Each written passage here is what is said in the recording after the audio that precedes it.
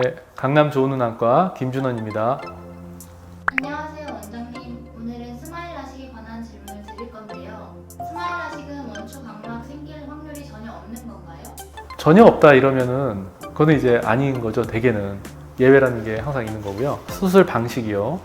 라식은 각막이 있으면 각막 절편을 들어 올려요.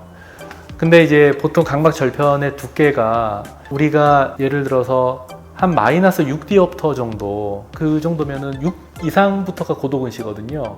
그래서 꽤나 눈이 나쁜 사람이 6디옵터 정도 되는데, 이런 눈에서 시력 교정을 하기 위해서 써야 되는 각막이 대개 100마이크로 정도 돼요.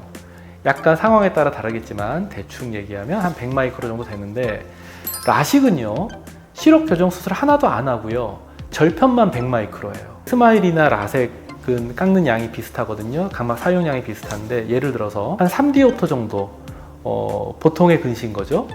이런 눈이 스마일이나 라섹을 안 하고 라식을 했을 때 각막을 어느 정도나 더 쓰느냐, 한 20-30% 더 쓰는 거 아니야? 아니에요. 한 3배 더 써, 3배. 그러니까 약간이 아니라 차이가 확 납니다. 그래서 각막 깎는 양을 기준으로 하면 라식이 월등하게 높고요. 라섹하고 스마일은 깎는 양이 비슷해요. 그 라섹만큼 각막을 쓰는 건 똑같은데 레이저가 안으로 들어가서 각막 중간층을 쓰는 거예요. 그 안에서 꺼내. 그러면 수술 바깥쪽이 수술 안 한 눈이에요. 세게 비비건 누가 내 눈을 찌르건 수술 안 한 눈이랑 똑같습니다. 그래서 그런 장점이 있기 때문에 어쨌든 각막 사용량이 적고 그 다음에 각막 표면이 원래 나의 각막 표면을 그대로 유지할 수가 있고, 이게 스마일의 장점이에요. 그러면 원추 각막이라고 하는 게 결국 생기는 이유가, 각막이 수술한 다음에 각막이 약해지니까 우리가 안압이라는 게 있는데 이거를 못 버티고 점점 각막이 튀어나오면서 더 약해지고 더 얇아지고 하는 게 원추 각막이거든요. 그래서 생길 확률로 보자면 라식이 가장 확률이 높을 수밖에 없고요. 그 다음에 라섹하고 스마일은 비슷하겠습니다.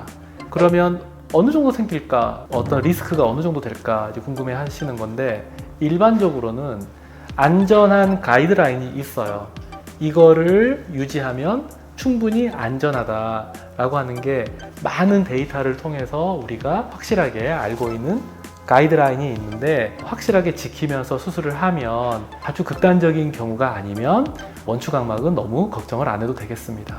자, 그러면 우리가 인터넷 같은 거 보면 수술하고 나서 각막 확장증, 각막 돌출증, 그런 합병증이 종종 생기는데, 그런 경우는 그러면 가이드라인을 전혀 안 지켜서 생기는 거냐? 당연히 병원에서 가이드라인 다 지킨단 말이죠. 근데 생긴 사람들은 그건 뭐냐? 원추각막이라고 하는 거는 우리가 초등학교, 중학교 때부터 원추각막인 거를 눈에 표시하고 나는 이미 원추각막이야 하는 게 아니고, 발병 시기가 있어요. 그래서 대개는 10대 후반 또는 뭐 20대 초반 이런 나이에 조금씩 진행하는 게, 원추각막으로 가기 전 단계에 이런 식으로 진행하는 게 보여요.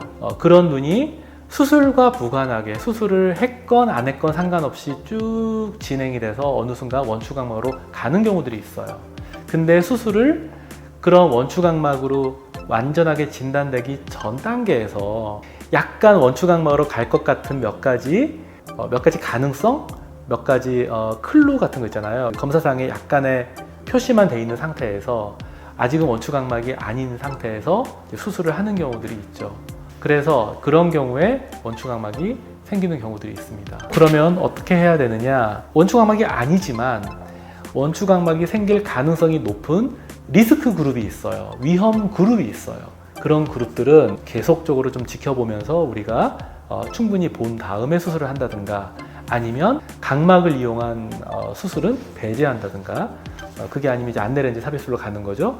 그런 식으로 피해 가야 돼요. 그게 아마 이제 해결 방법일 것 같습니다. 이상 강남 좋은 눈안과 김준원이었습니다.